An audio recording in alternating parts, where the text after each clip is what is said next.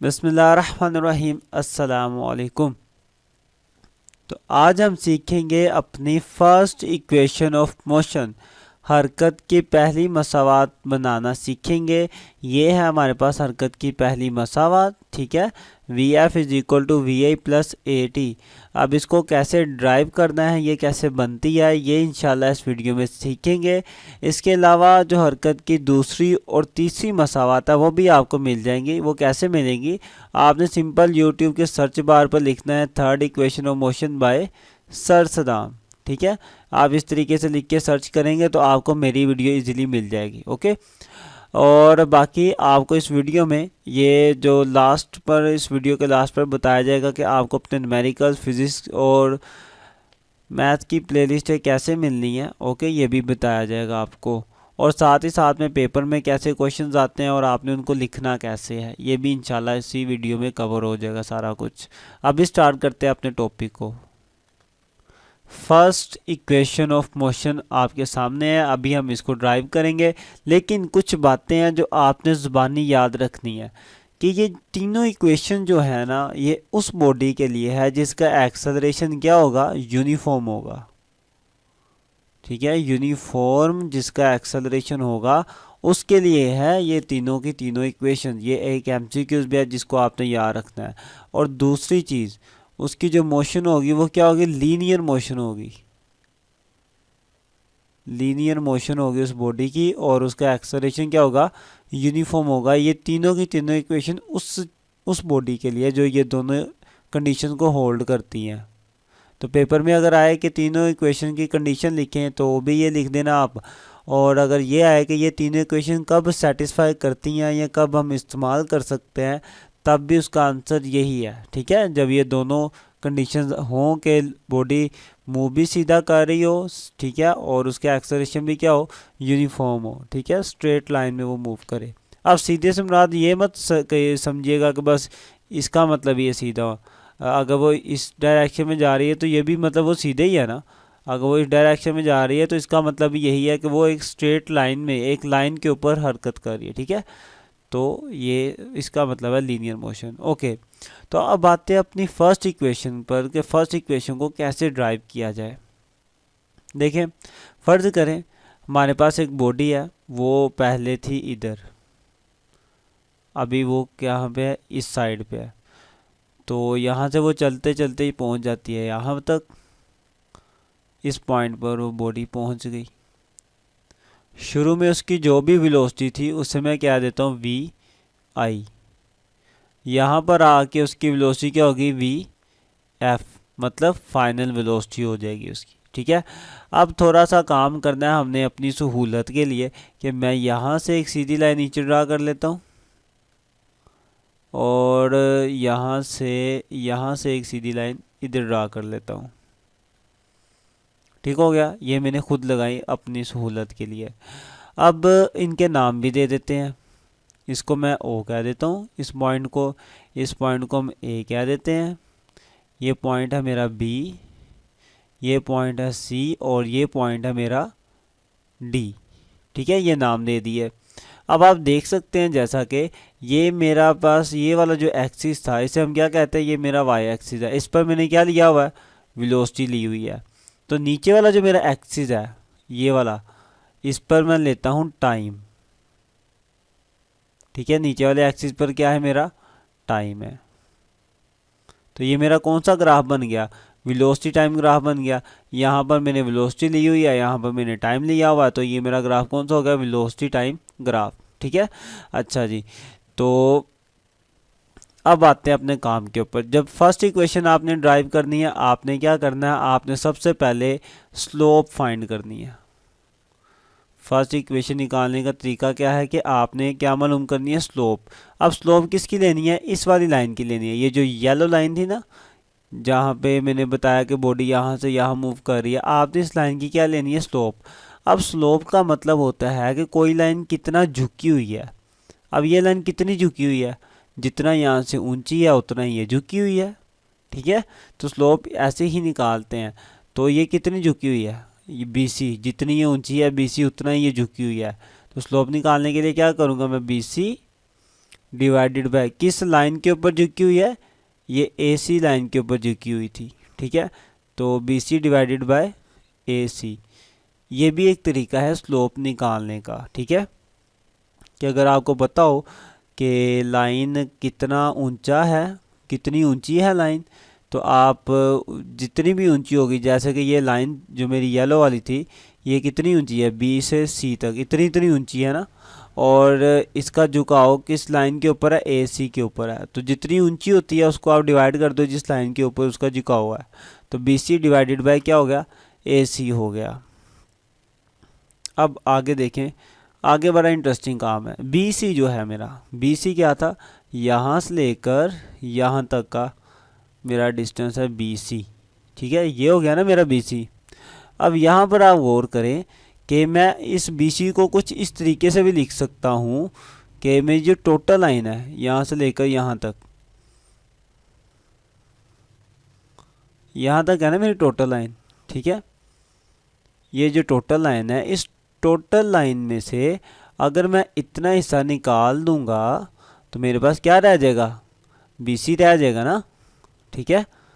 इतना हिस्सा निकाल दिया मैंने, तो मेरे पास क्या रह गया, ये सारे का सारा क्या रह गया, BC रह गया। देखिए BC इतना इतना ही था ना, और इतना हिस्सा बाकी रह गया मेरे पास। तो मैं लिख सकता हूँ कि जो BC है, मैं यूँ लिख सकता हूँ कि अगर मैं इस टोटल लाइन में से, टोटल लाइन क्या थी, B और D, अगर मैं टोटल लाइन BD में से निकाल दूँ ये नीचे वाला हिस्सा CD, तो मेरे पास क्या बच जाएगा, BC बच जाएगा, ठीक है। ये आपने याद रखना है, बल्कि याद क्या रखना है, ये तो मैंने आपको समझाया ना कि कैसे लिखा। अच्छा, तो मतलब ये हुआ कि मैं इस BC की जगह क्या लिख सकता हूँ, ये लिख सकता हूँ, और मैं ऐसा ही करूँगा।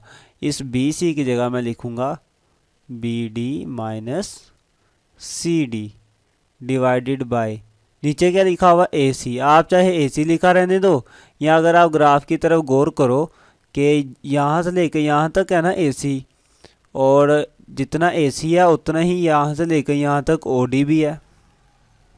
ये दोनों लाइनें क्या हैं, बराबर हैं। ये वाली लाइन और ये वाली लाइन क्या है, बराबर है। तो आप AC की जगह OD भी लिख सकते हो। तो चाहे आप AC की जगह क्या लिख लो, OD लिख लो।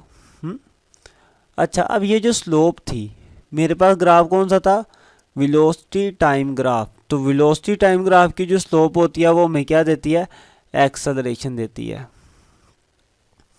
अब बस आपने इनकी वैल्यूज को पुट करना है। एक्सेलरेशन बराबर B से D, BD क्या था, ये B है मेरा, ये D है, BD ये पूरी लाइन, ये पूरी लाइन है मेरी BD, और BD को क्या नाम दिया हुआ है मैंने, VF का नाम दिया हुआ है। तो BD की जगह क्या लिखूंगा मैं, VF लिख दूंगा, माइनस CD क्या था मेरा, ये है C और ये है D।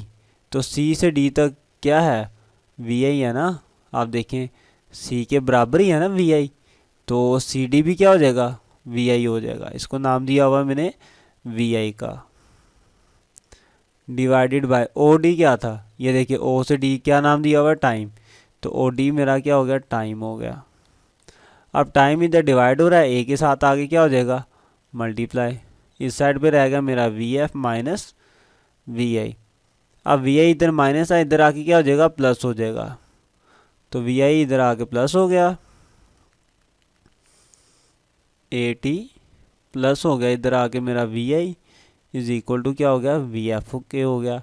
अगर आप इसे थोड़ा तरतीब से लिख लें, मतलब थोड़ा उल्टा के लिख लें, मतलब ये वाला हिस्सा आप इस साइड पे लिख लो और इस वाले को उस साइड पे लिख लो, तो कोई फ़र्क नहीं पड़ता। मैं क्या करता हूँ, VF इज इक्वल टू, इनको उठा के साइड पे लिख लेता हूँ अरेंज करके, VI प्लस 80। ले जी, ये है मेरे पास मेरी फर्स्ट इक्वेशन ऑफ मोशन। काफ़ी सिंपल थी, काफ़ी ज़्यादा, और ये पेपर में अक्सर शॉर्ट तो आ ही जाती है और लॉन्ग भी आ जाती है, ठीक है। और देखें है भी कितनी आसान। बस आपने अपने माइंड में एक बात ये रखनी है कि जब आपने फर्स्ट इक्वेशन को ड्राइव करना है तो पहला काम क्या करना है, आपने स्लोप से शुरू करना है। फर्स्ट इक्वेशन को कहाँ से शुरू करना है, स्लोप से। तो स्लोप लेनी है, मतलब कि वो लाइन कितनी झुकी हुई है। तो ये जो बी सी की स्लोप लेंगे, ये मतलब कि ये जो ए और बी है इसकी स्लोप लेंगे ना, ए और बी की। ठीक है, जितनी ये ऊंची है और जिस लाइन के ऊपर ये झुकी हुई है आप उन दोनों को डिवाइड कर दो। बी सी जितना ये ऊंची थी और ए सी के ऊपर ये झुकी हुई थी, इन दोनों को डिवाइड किया और बाद में बी सी को थोड़ा टोटे करके लिख दिया तोड़ के। बी सी इतना इतना था, हमने क्या किया, हमने इस पूरी लाइन में से, इस यहाँ से लेके यहाँ तक बी डी में से ये नीचे वाला हिस्सा निकाला तो क्या रह गया, बी सी रह गया। तो उसी चीज़ को मैंने लिख दिया यहाँ पे और बी सी की जगह मैंने ये लिखा B D minus C D. ठीक है, उम्मीद है इसकी समझ आई होगी कि बी सी की जगह ये B D minus C D कैसे आया। कोई इतना मुश्किल नहीं है ये, आप खुद ही करें देखें कि जब मैं इस पूरी लाइन में से, ये जो है ना यहाँ से लेकर यहाँ तक इस पूरी लाइन में से अगर नीचे वाला हिस्सा निकाल दूंगा तो ऊपर वाला हिस्सा बच जाएगा। और ये पूरी लाइन है, उस पूरी लाइन का नाम है बी डी। ठीक हो गया, तो पूरी लाइन में से अब मैंने नीचे वाला हिस्सा निकालना है, नीचे वाले हिस्से का नाम है सी डी, ये सी लिखा हुआ था। ठीक है, तो नीचे वाला हिस्सा निकाला मैंने सी डी, तो क्या बच गया ऊपर वाला हिस्सा मेरा बच गया बी सी। ठीक है, तो बी सी को मैंने यूँ टोटे करके लिख लिया। अब बी सी की जगह उसकी वैल्यू लिखी, ए सी की जगह मैंने ओ डी लिख लिया क्योंकि यहाँ से यहाँ तक ए सी था और इतना ही ओ डी था, तो मैंने ए सी की जगह ओ डी लिख दिया। अब आप देख सकते हैं इन सब की वैल्यूज पुट करनी है। बी डी मेरा वी एफ था, बी से डी वी एफ था तो वहाँ पे वी एफ आ गया। सी डी मेरा वी आई था, या देखिए ये सी है और ये डी है, तो ये सारी लाइन कितनी है, जितनी ये लाइन है और इस लाइन के मैंने यहाँ पे वी आई लिखा हुआ है तो ये भी क्या होगा, वी आई के इक्वल होगा। तो सी डी की जगह आ गया वी आई, नीचे क्या आ गया ओ डी। ओ डी आपके सामने टाइम है तो यहाँ पे टाइम पुट किया। बाकी सिंपल मैथमेटिक्स था कि आप टाइम डिवाइड है, इधर आके मल्टीप्लाई हो गया, वी इधर माइनस था उधर जाके प्लस हो गया और फिर मैंने इनको थोड़ा अरेंज करके लिख लिया तो मेरे पास क्या आ गई, मेरी फर्स्ट इक्वेशन आ गई। मैं उम्मीद करता हूँ कि आपको समझ आई होगी कि फर्स्ट इक्वेशन कैसे आई आपके पास। फिर भी अगर आपके माइंड में कोई कन्फ्यूजन हो तो आप मुझे कमेंट में लाजमी बताएं। अगर आपको समझ आई है तो आपने इस वीडियो को शेयर भी लाजमी करना है अपने दोस्तों के साथ। मिलते हैं इंशाल्लाह नेक्स्ट वीडियो में। बाकी अपनी प्लेलिस्ट कैसे हासिल करनी है वो आप इस वीडियो में देख लें और अपने सब्जेक्ट की प्लेलिस्ट हासिल करने के लिए सबसे पहले अगर सब्सक्राइब नहीं किया तो वो कर दें, साथ ही बेल आइकन को भी दबा दें और ये प्लेलिस्ट वाले ऑप्शन पे आएँ, इस पर क्लिक करेंगे तो थोड़ा सा स्लाइड करें। सबसे पहले आपको न्यूमेरिकल की प्लेलिस्टें मिलेंगी, उसके बाद 9th मैथ की सारी प्लेलिस्टें इंशाल्लाह इधर आएंगी, फिर 10th मैथ की सारी प्लेलिस्टें, 11th की और 12th मैथ की भी सारी प्लेलिस्टें इंशाल्लाह यहाँ आएंगी। उसके नीचे फिज़िक्स की प्लेलिस्ट है, पहले 9th क्लास की और उसके बाद 10th क्लास की फिज़िक्स की प्लेलिस्टें होंगी। मिलते हैं इंशाल्लाह नेक्स्ट वीडियो में, तब तक के लिए अल्लाह हाफिज़।